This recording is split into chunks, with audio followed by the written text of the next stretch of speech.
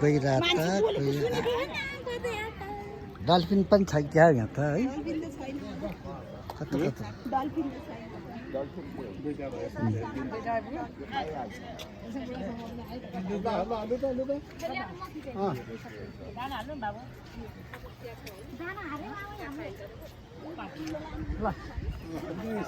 बुढा छ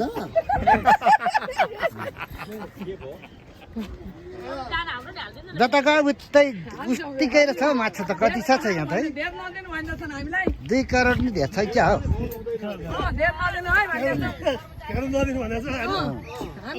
धेरै दियो भने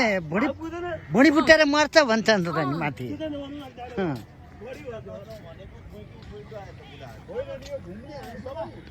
चौधको पोखरी घुम्नु त लाग्ने रहेछ त धेरै बेर है आधी घन्टा लाग्ने हो क्या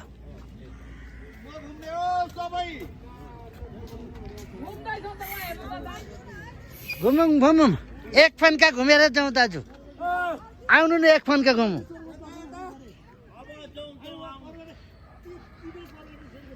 यता झन् ठुला माछा यी कत्रो कत्रो रहेछ यहाँ झन् रातो सेता ल ए माछा त कत्रो कत्रो रहेछ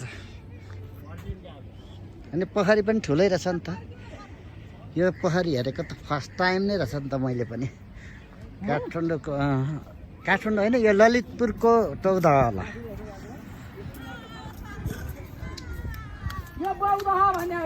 टौदा हामीले पढेका थियौँ पहिले टौदा भनेर त काठमाडौँको